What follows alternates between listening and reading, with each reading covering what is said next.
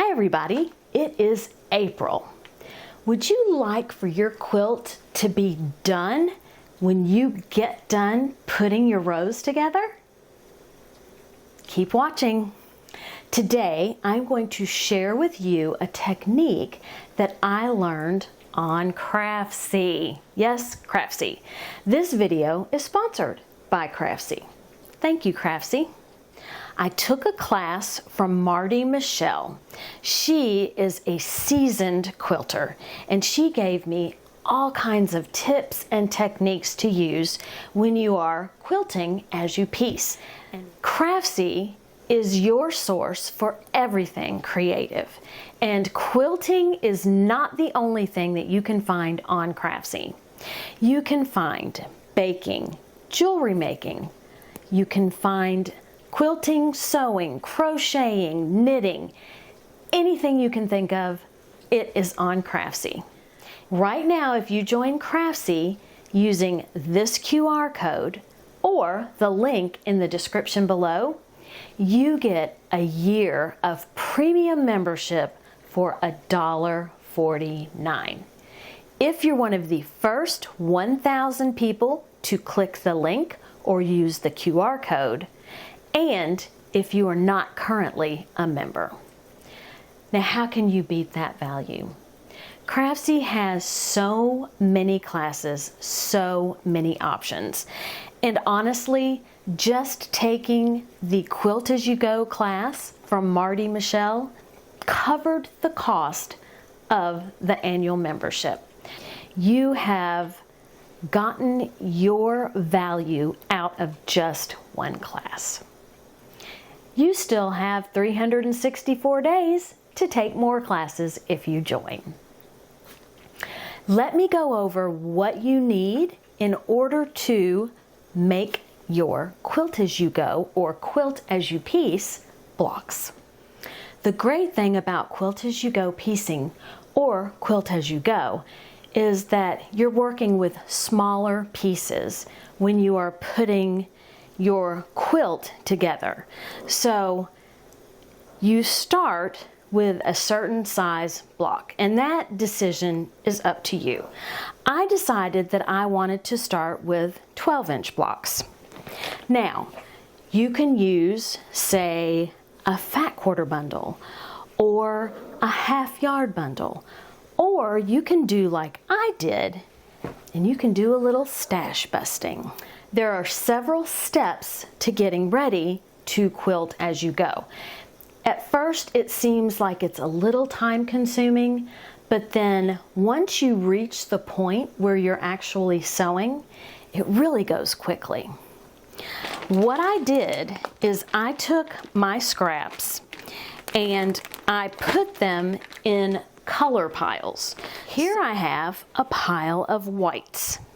Now, white isn't necessarily all white. To me, it just reads white. And what I did is I picked out the pieces of my scraps and I trimmed them up. I am going to be doing a wonky log cabin. And my block is going to be 12 inches. So I can fold this over multiple times. I even have a seam here. I can take my ruler and I can cut on an angle because I'm doing a wonky log cabin. Then what I can do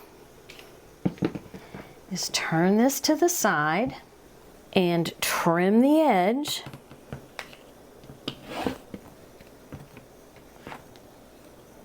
Yeah, I still haven't replaced this rotary blade. Trim the other edge.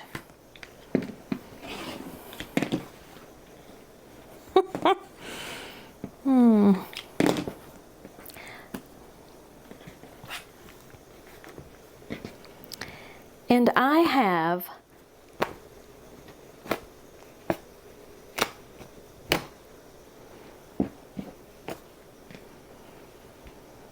lots of strips. So here I have a wonky strip, And these are more for my 12-inch outside block. Then I just put those in a pile. Here you can see an example of the log cabin block that I created. So I have lights on 2 sides, and then I have color on 2 sides. That is why I am separating my whites, we're going to use air quotes, and my colors. Here is my bag of color. Now what I do is I sit at my sewing machine. I have a pile of color, a pile of white, and that is what I choose from in order to create my block. So the first thing that you want to do is you want to cut down your different fabrics, whatever fabrics you are going to use for this project. And if you're doing a wonky log cabin, you'll want to cut your strips a little at an angle or a lot at an angle, whichever you prefer. So as you can see, I have already done that with my strips. So that is step 1. I have my strips which go on the top. Now I need my batting, which goes in between. I have some leftover batting. Let's see if it is wide enough. So I will trim off the batting that isn't big enough. Now, you don't have to do 12 inches. You can do bigger or smaller. And here I have my 12-inch block. You will want to cut out as many of these as you need to make the size quilt you need. So here I have my squares cut out. The next thing that I need to choose is my backing. Now you can use different scraps and have different backing for all of your blocks. I am going to use the same backing for all of my blocks. And it just so happens that I purchased a bolt of this paisley fabric that I think will be perfect for the back of my quilt. Now when you cut out your backing, it needs to be larger than your batting for the way that we are going to finish our quilt as you go quilt.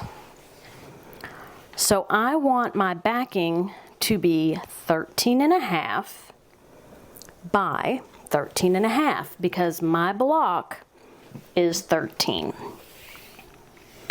So here, let's see, let's go this way. So I'm getting it lined up.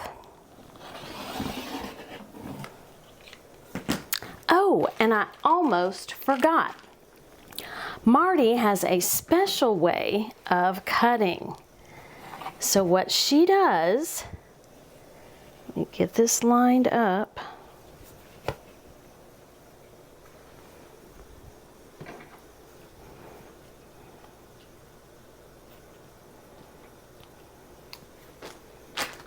I have got to replace this rotary blade. She starts higher up on her ruler. She goes backwards and then goes forward. So here I've cut off a strip, and now I'm going to subcut my strip. So let's go over the way that she likes to cut. So you start a little ways up, you pull back, and then you go forward. Unless you have my rotary blade, which is not very sharp right now. Okay, so I'm going to put this back on my mat, and I'm going to use my mat to measure. So I'm going to pull back I can hear it not cut. That's how bad it is. So here I have 2 blocks, and if I take my batting,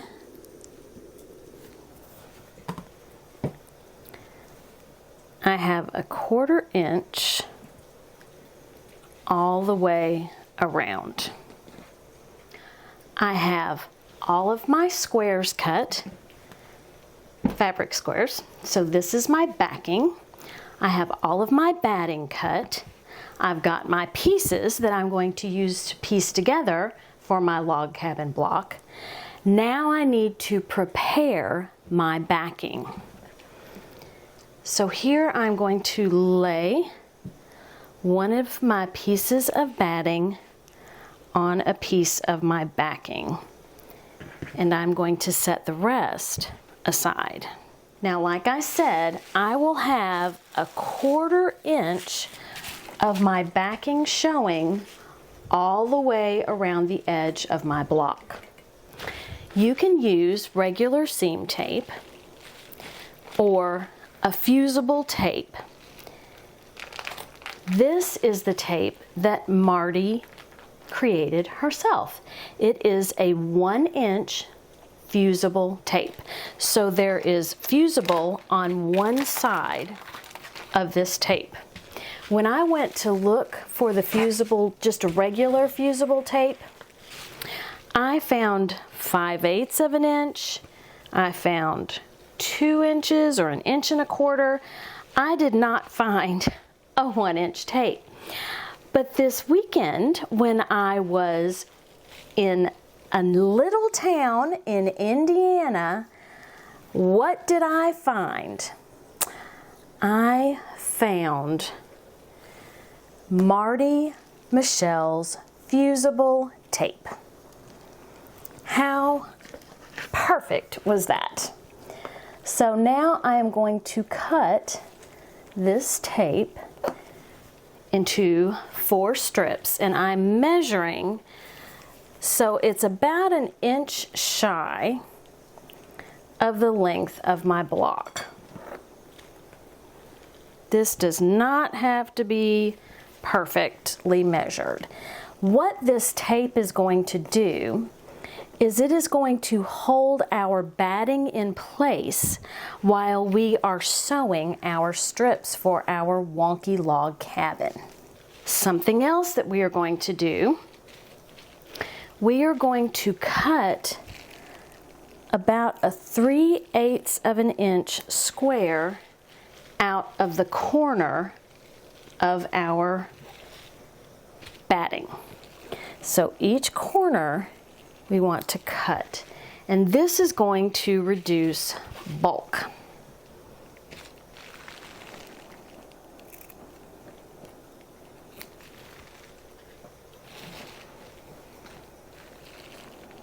Now we are going to take our iron, put down our fusible, and iron it to the backing and the batting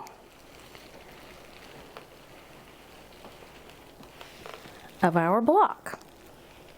And once your iron heats up, it should not take that much pressure.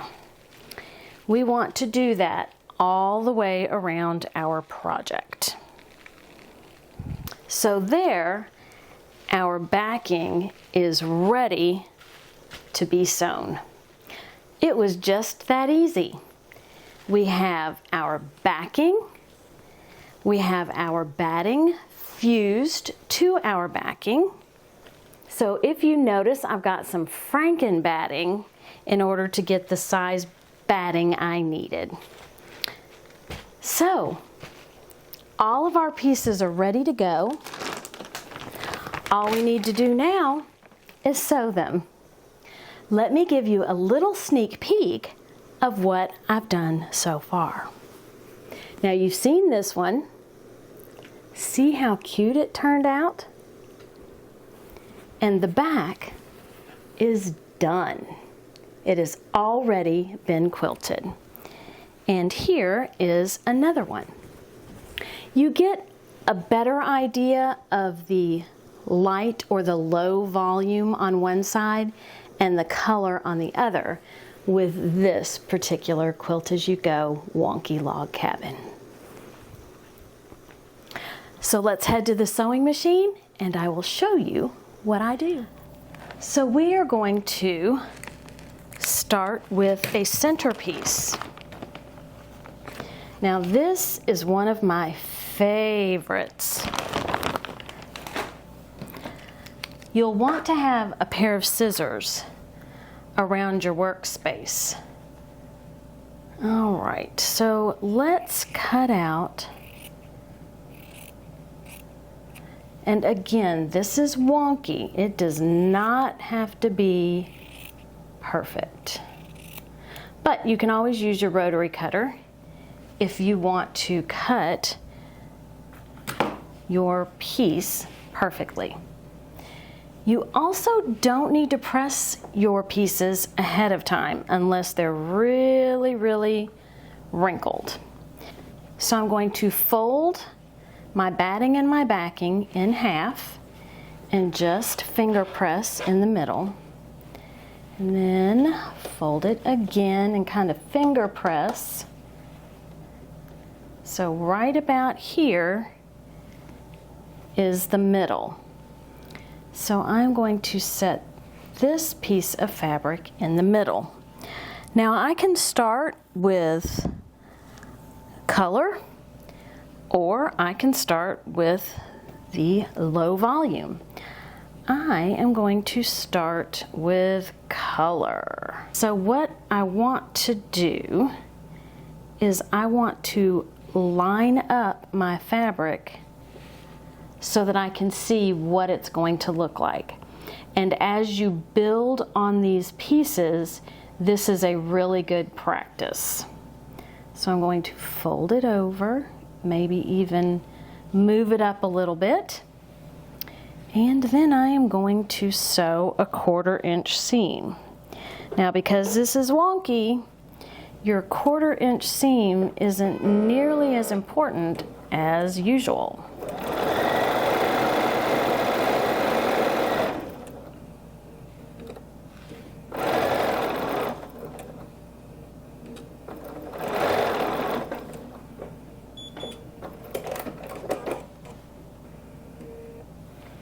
And then I will fold this out. If this were terribly wrinkled, then I would make sure that I pressed it, but it is not, so I'm not going to worry about it.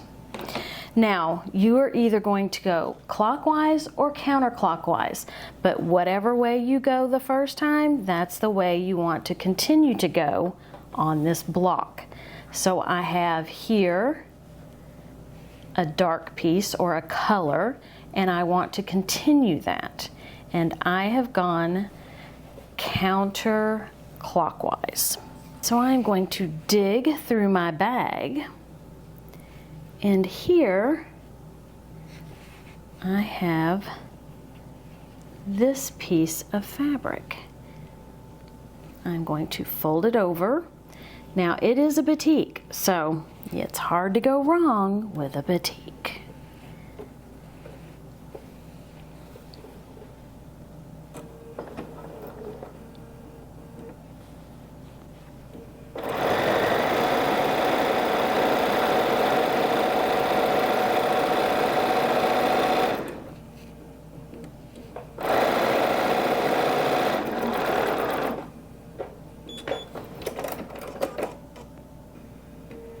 No need for back tacking. And I'm going to press this. I'm going to cut this little piece off. I'm going to turn counterclockwise, and now I'm ready for my low volume. This is one of my favorite fabrics. So let's see, hold on. Here, so I need to come over on this side. So I need to lay it out. I think I want it a little bit wider. So I'm going to take this, fold it over, make sure that I'm getting all of my seams so I don't have any batting exposed.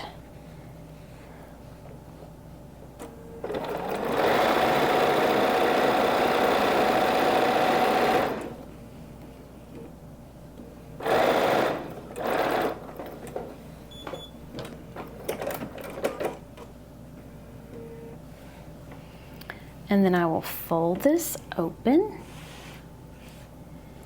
and trim. So here I'm going to trim this way because my next piece of fabric I will want to go straight. And then of course I will do the same here.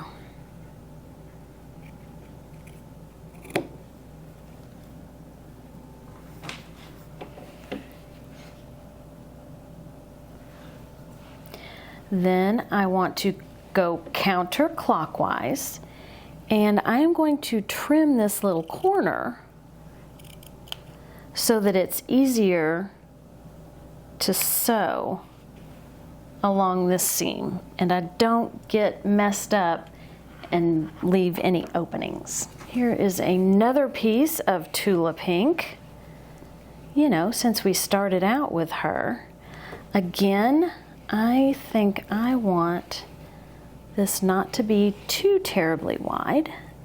So I'm going to line this up, make sure it looks okay.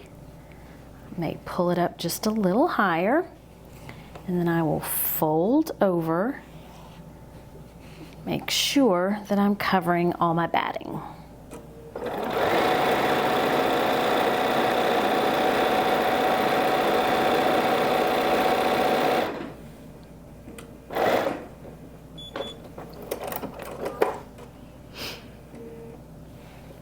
And I will fold this over.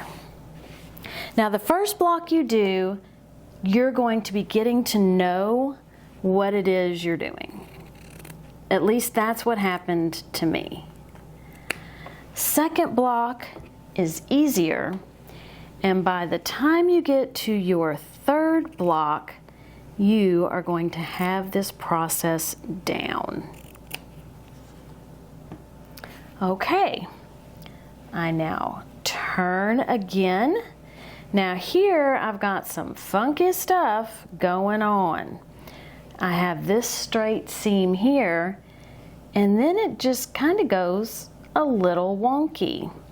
I am going to trim a little bit of this off so that I can get a straight line. And we're back to our color. I do love little animals, so I am going to take this, I'm going to cut off this excess, and I am going to fold this over. I'm not going to worry about the funkiness going on down here. I'll worry about that when I make my next turn.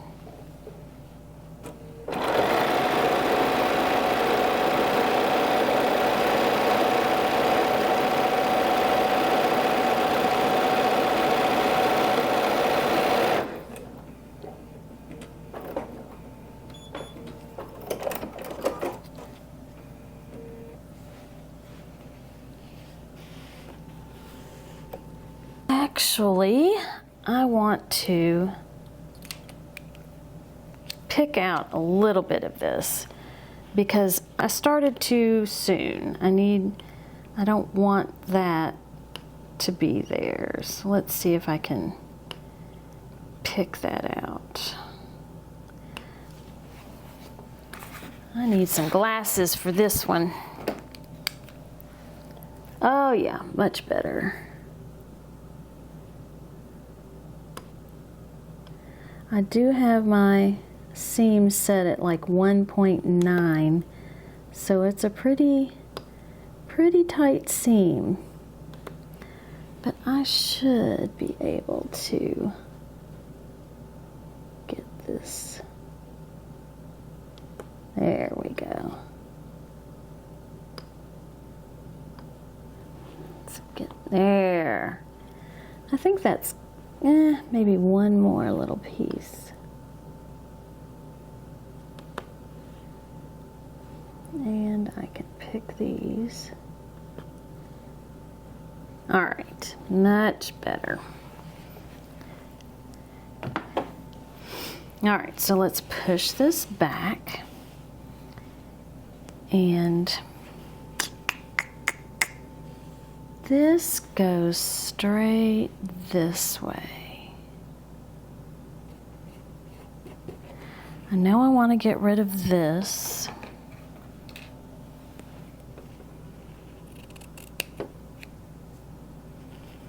Kind of thinking maybe, let's see, it goes this way. It could go here.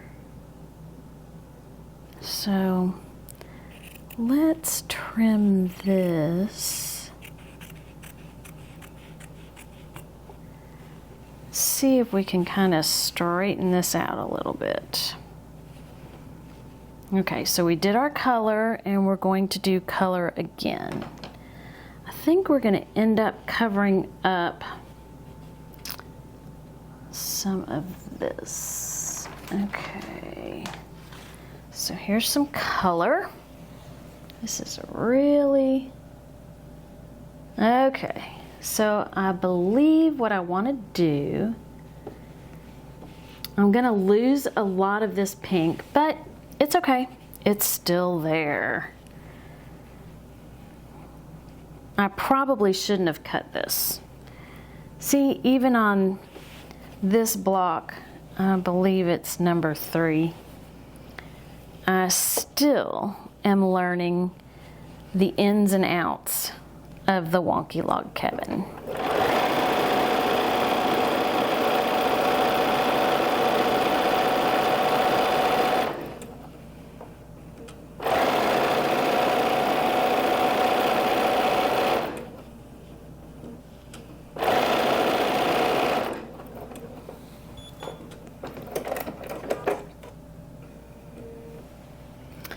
Yep. Oh well, there's only one way to learn, and that's by experience.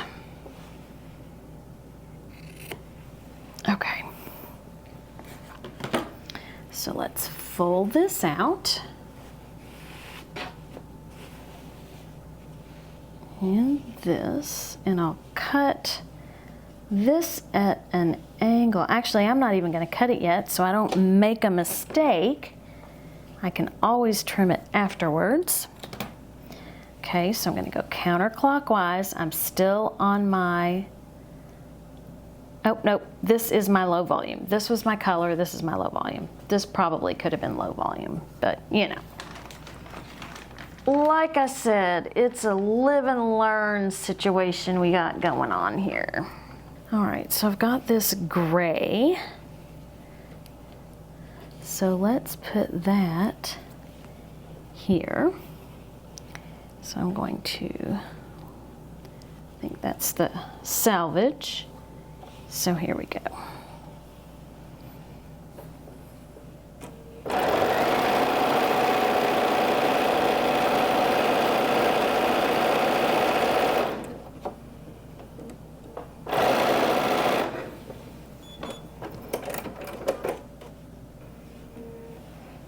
Okay, so we fold this over.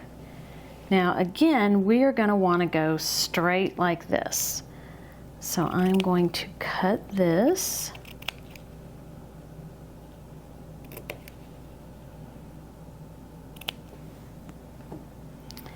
And then when we come back here, we're going to want to go straight this way. So I will cut this.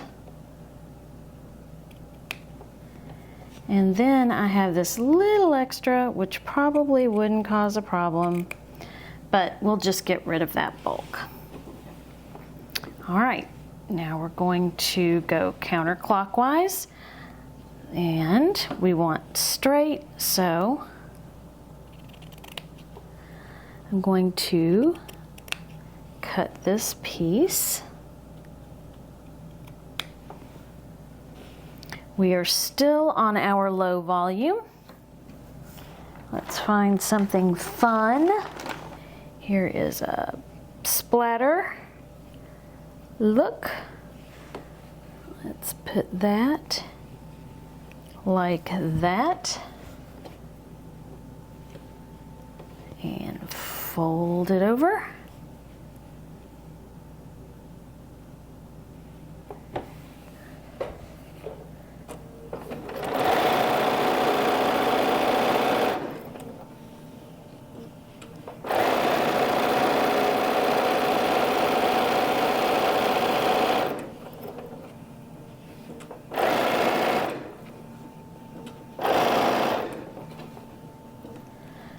So on this, we know we are going to want to go straight. So I will cut this.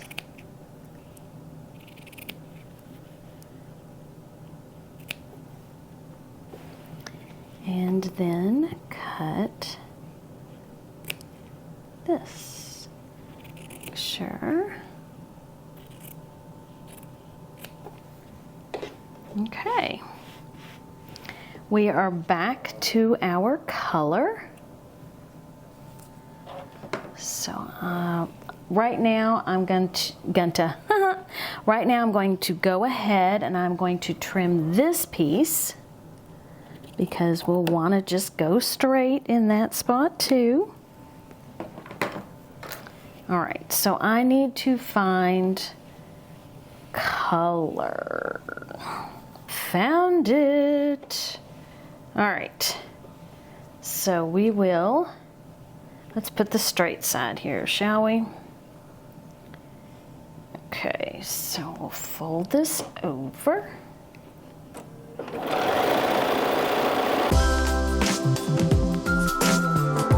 So you can see as you're getting out to the outer edges where you will want your longer pieces. And I'm not even going to worry about this because when I flip this over, I will just trim. All right, so here we also want color, and we're going to come down this way. Okay, so we are going to start with the skinnier side. And it will go all the way down. So let's flip this over, line it up, fold this out. Again, I'm not going to worry about this here because we will be trimming it down. And here I'm going to trim it so that we can put another straight piece this way.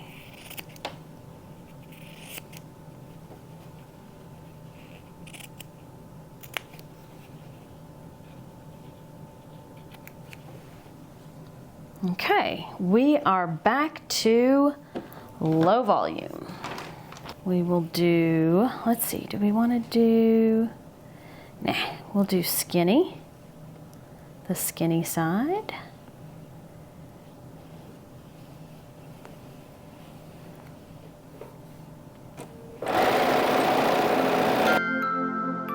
Again, no need to worry about this. It will get trimmed. And we want a straight seam.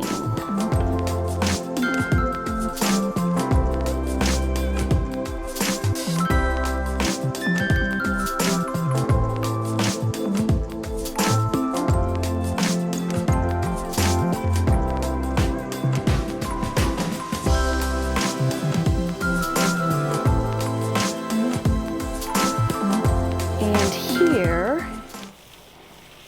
is our pieced block. So I'm going to press it.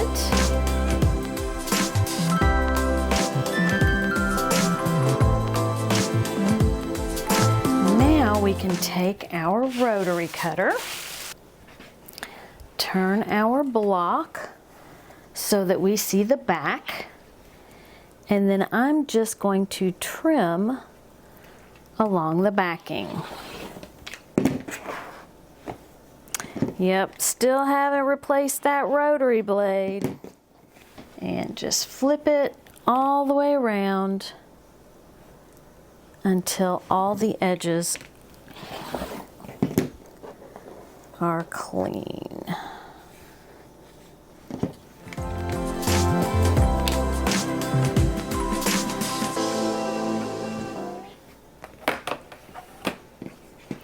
So here you can see this beautiful, bright, colorful block. And the quilting is already complete on the back. Pretty nifty.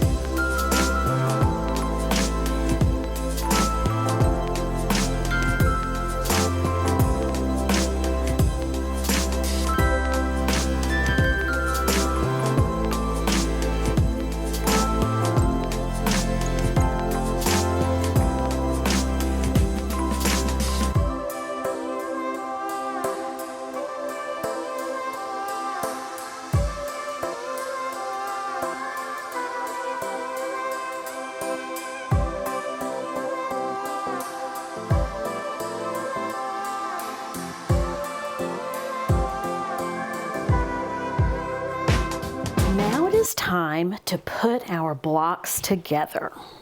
Now I have chosen to use the single strip method to join my Wonky log cabin quilt as you piece blocks together.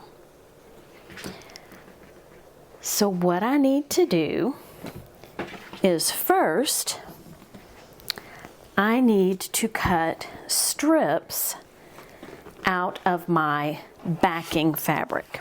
So because this is a print and it's got multiple images throughout it, that strip that I put here, hopefully you won't really see.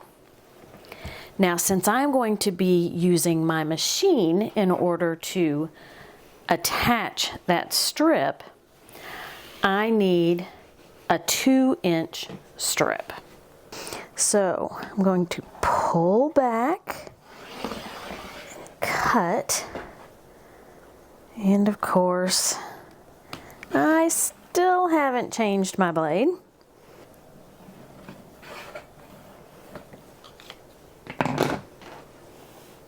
Oops. Oh my goodness. I'm gonna have to go downstairs and get a good blade. Okay. My blocks are actually 14 inches. They've grown some more. So what I'm going to do, let me get rid of the selvage.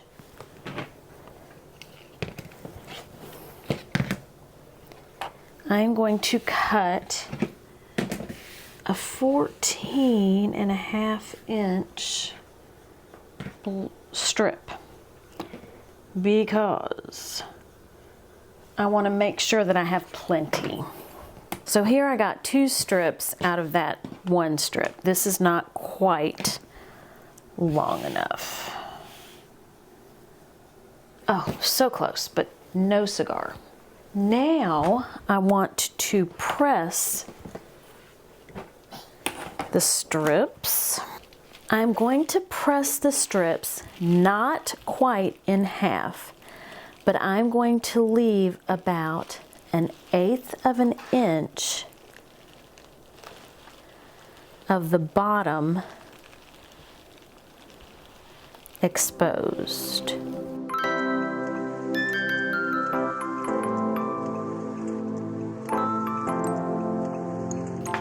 Okay. Now I need 2 blocks.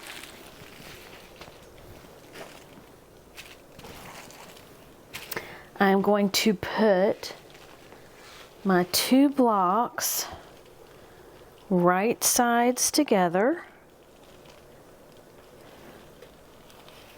so they will open up like that. And then I want to add my strip. So I have several layers. Actually, I'm doing that wrong. Here we go. There we go. I want the piece, the part of my strip that is the raw edge, I want that to be on the inside of the seam. And this 1/8 of an, 1/8, yeah. This 1/8 of an inch that's exposed will just reduce the bulk.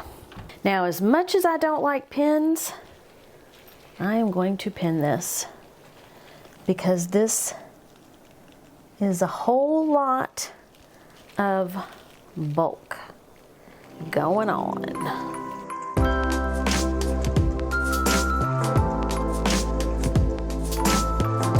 And you can see I have multiple layers together. So let's take this to the sewing machine. Now, I'm going to take the pin out.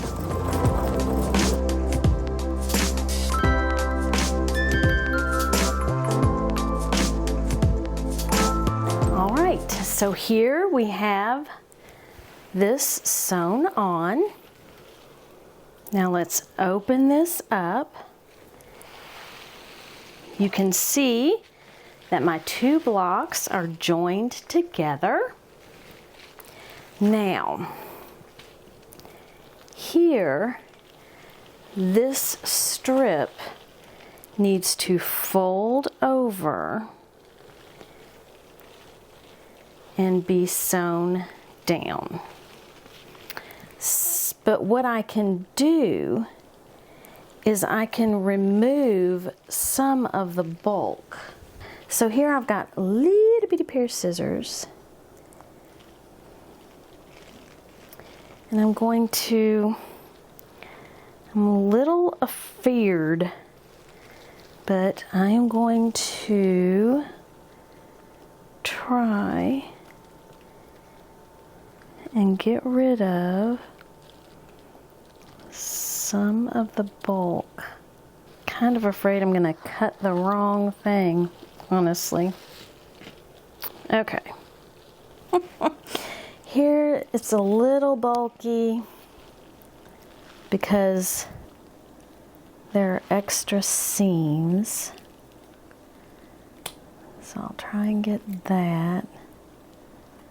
I don't want to go too close. And I don't really have batting because the 1/4 inch of the batting is not in this seam.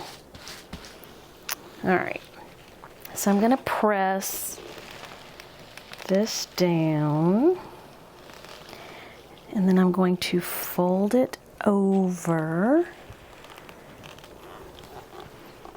and press.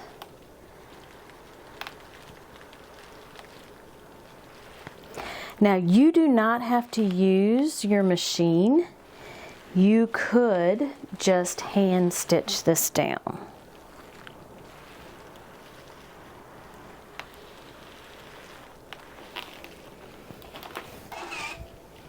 Okay. And I'm supposed to be using my blind hem stitch. So let's see if I can find that.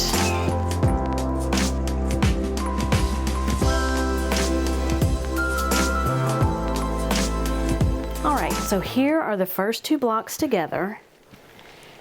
I tried the blind hem. It didn't do anything special for me. I mean, this turned out fine. Although you can see barely, but I think it's because it's on white fabric that you don't really see the stitch up front. So what I am going to do is the same thing I do on my binding. Set this aside. I use a mono poly thread, and it is invisible essentially. So first I need to put these two blocks together. So I'm going to pin. Let's go to the sewing machine.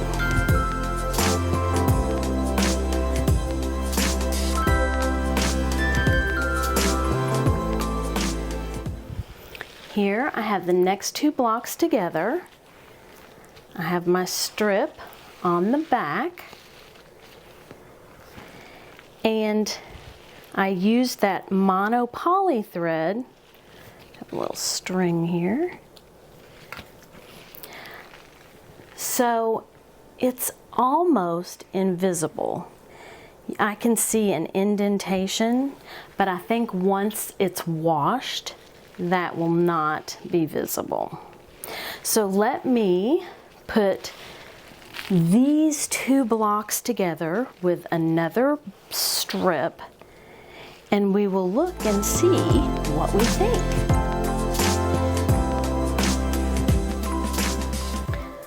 Okay, I have all of my row sewn together. Now I need to trim the strips that join my blocks together. Okay, so here is the front of my row, and here is the back. Now I think the back, the strips don't stand out because my backing is a busy print. When I use the mono poly thread, I think that also makes the fact that there is a strip that is sewn on the back, that makes that far less noticeable. I'm really excited to do the rest of my strips and create this quilt. Now, in order to join the rows together, you use the same method as you do to join your blocks together. It's just going to be a longer strip. Thank you so much for watching. I hope that you learned something about this quilt as you piece technique. I know I did. Thank you, Craftsy, for sponsoring this video. Have a great day, eat some chocolate, and be kind to everyone. Until next time, bye.